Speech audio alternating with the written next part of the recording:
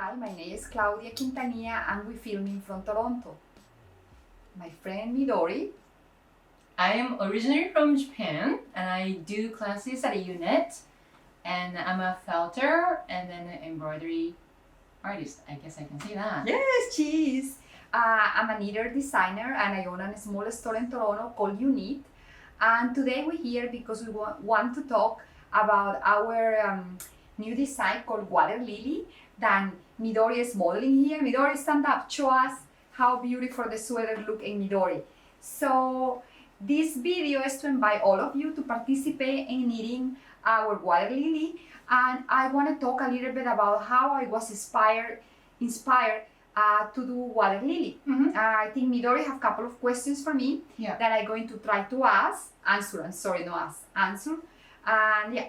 Okay, so I think when you say water lily sweater, what captures for the most people's eye is this design, right? It's so gorgeous, this lacy one. So I know that you design lots of sweaters, but what is your inspiration is coming from? Why do you get the inspiration for your design? Wow, it all depends. Sometimes it's just a color, sometimes it's a yarn that really caught my attention. Sometimes I just kind of falling asleep and I imagine something happening and that is what is going to happen. This sometimes sweater, nature too? Yeah, nature, that's a big one for me. But this sweater have a little bit of a history that I want to share with all of you and with you, Midori. I happened to go to England about 4 years ago for a little... Actually, my husband had a conference and I have a vacation. So we went to England and I ended going to this store, the Loop of London, that I really want to see. I was really curious and I was really excited to go there and I actually loved it. And I got myself a book that I really, really like. I'm going to show you the book because the book is a big part of the inspiration of this sweater. And I do want to acknowledge where the stitch comes from and how I figured out that I want to do this sweater. So I got this book in Loop of London. I don't know how to read this. You're gonna have to forgive me. Absolutely. I don't know a lot about this kind of shawls, but what got my attention was the beautiful stitches, the beautiful lace. And this is Estonian lace. And they have these beautiful photos of these ladies who originally were doing this lace. I don't know if they make up the lace or no. I think it's older than these ladies. But I was really inspired by this. I just gonna tell you what this shawl is about. I don't know much, again, about the history of this, but they talk in this book about a small town in Russia where they do this special shawl that is so beautiful and so intrinsic and so delicate, but at the same time so warm. And when they finish this shawl, to make sure that the shawl is working well, and if it's being done really, really well, it's this huge shawl, but the shawl should be able to go through a ring. The whole shawl. Thing. Yeah, they put it in there and it come out, and that means that it's well done. So it's so light and thin and delicate, right? Yeah. Yeah. Yes, it's warm. And so anyways, a lot of the stitches in this book, they're meant to be for these shawls.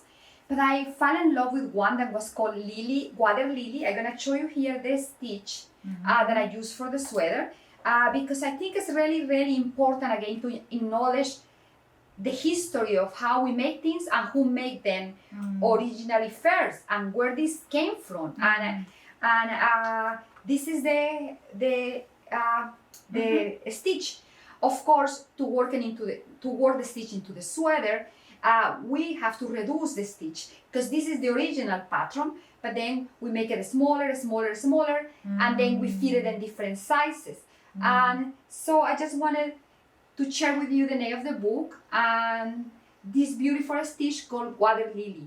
And that's the name of the shawl in honor of the Estonian ladies who made this beautiful lace for us to be translating them to anything we want. They work like a very good dictionary, very beautiful resource. Anyways, I really enjoy this book.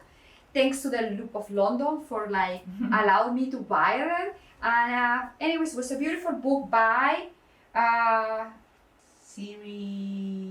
Raymond. Yeah. And Amy. Yeah. Adasi, Idasi, something like that. Very beautiful book. Yeah. Anyway, so I just want to share a little bit with you where the lace came from. Hi, how are you? My name is Claudia. I'm here in the lake today taking pictures of my new design, water lily. This is the green version, and soon we hope that we're going to be hooking with all of you to do the sweater together. I'm so grateful that you guys wanted to do my design, and we're going to walk you every step of the way to get to make water lily. This is the one in green. No, actually this is blue on blind. It's made with the Harrisville. Here we are in the lake. Right, really hard. Like this way? Okay. I see that this is the one in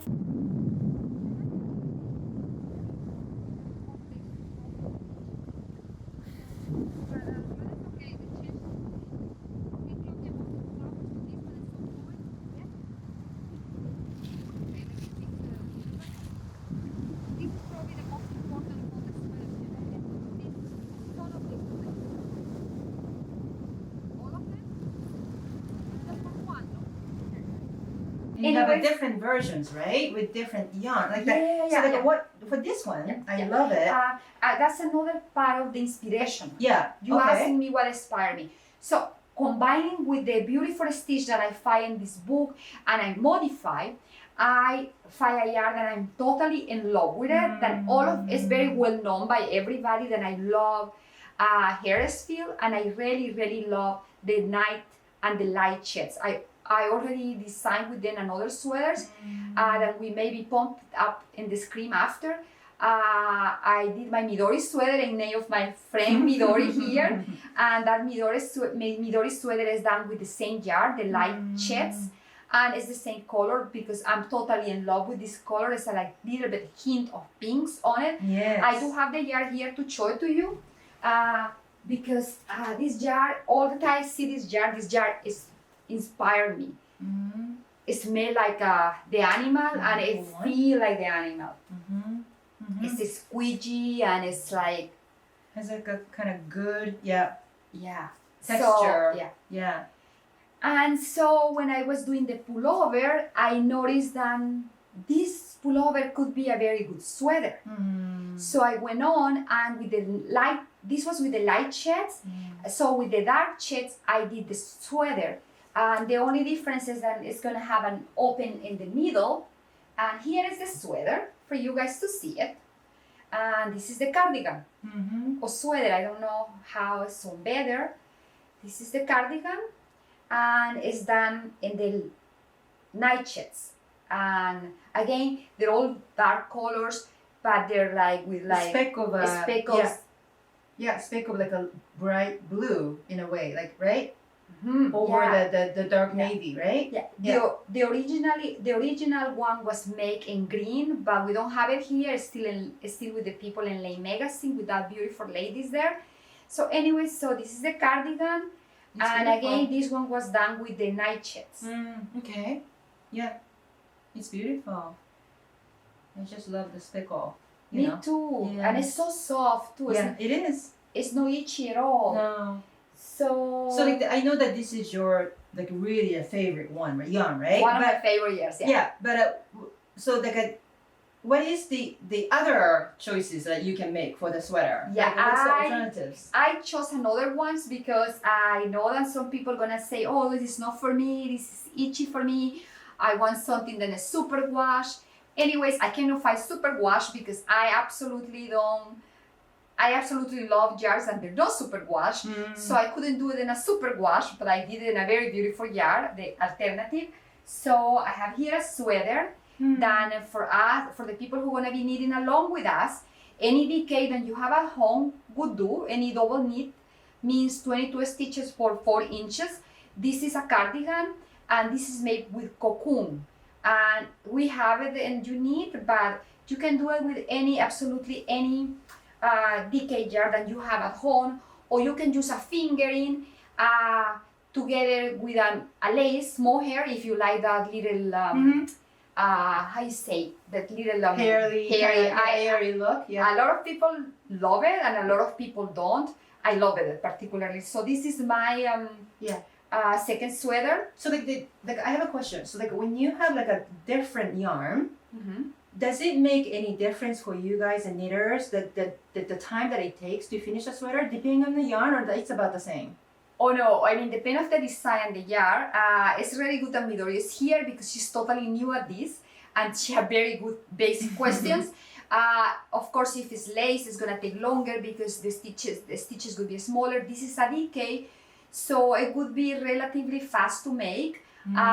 For me, it took a really long time to make because the figuring it out of this was a little difficult. But this is a sweater that we should be able to knit it within, like, depend how fast you are, between 2 weeks to 6 weeks. Okay. And depend how much you're gonna be knitting, and depend of the complexity of the knitting. This is a basic knitting. It's like, to here, it's like really basic, and the lace is not very complicated. You may have like tricky moments in there, and that's why we're doing these videos for you. We're gonna have one every week, and we're gonna answer all your questions. This video is just basically to tell you what you need to do your water lily sweater, and to give you a little bit of info about with which yarn we did it, and to show you how beautiful it looks in Midori, how it's looked on me, and how beautiful it's looked in some of the models that we took some photos this weekend.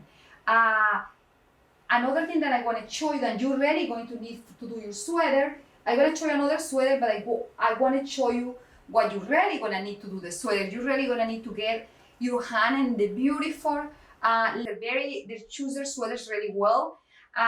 They're really inclusive and they're taking of people doing the designs. And so Water Lily is in issue 12, and all the issues beautiful. You can find another things there that you probably would love to make. I would love to make a lot of the stuff in here. I really, really like a couple of sweaters in there. And their photography is so good. And their models are gorgeous. I mean, very, very beautiful. And our sweaters in there, so you're gonna have to get your Laine Magazine. I'm really, really impressed with this article. I haven't read it yet. I have just a chance to look at it really quick, but I think this person on a yarn store, and it's very, very classy, very nice. So anyways, the Water Lily is in here.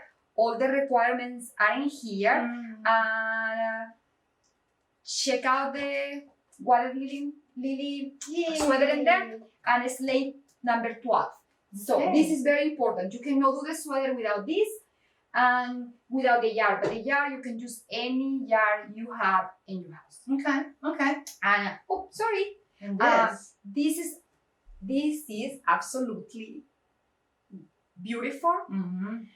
I have a little bit of lipstick from different people who put it on, but this is made with like sack yarn and mohair by Kokon, and I absolutely love the cheer in this sweater. The laces look so beautiful. It looks more delicate, right? It's very delicate and it's super comfortable. I really, really love. I have to say thanks to Nicoletta for knitting this one. We love you.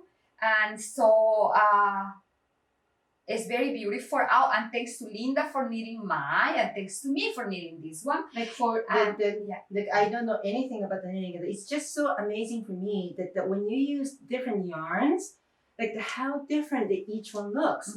Like these two looks way more casual than this. Like this is so delicate. Yes. And we're gonna be adding some photos with like a girl wearing like a beautiful skirt on it, and you can dress this up. You can actually go to a night party, and if you made this in black, this would be fantastic. Oh yeah. Like would be my gosh. Another thing that I want to tell you guys, and this is really important. I have a client coming to the store. This group of these two beautiful ladies, they come to Unit, and they come to me and say, "Are you Claudia?"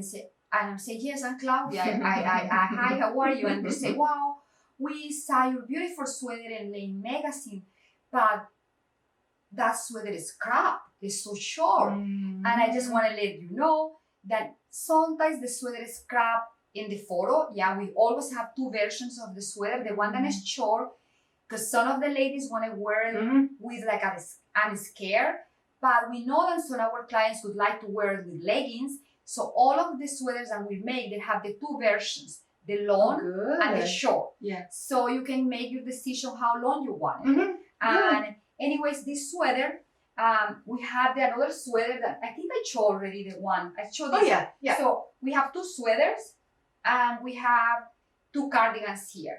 So if you guys live in Toronto, you're welcome to come to the store and take a peek and the sweaters. You usually have like examples sitting around in the store too, right? Yeah. So people can look. Yeah. That's your sweater. Yeah. So to do this again, I just want to kind of end it by saying thanks to all the people who help us with the knitting of the sweaters, because I didn't knit all of them alone, obviously. I do most of the knitting, but I obviously have a lot of people trying the sweaters. Thank for all of the ones that they try the sweater and all the comments that they give us.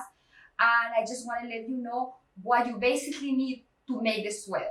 Again, you're gonna need 4 millimeters needle, 3.75 needles, your beautiful Laine Magazine number 12, and any DK or double knit yarn, any yarn that would fit the gauge of 22 stitches per 4 inches.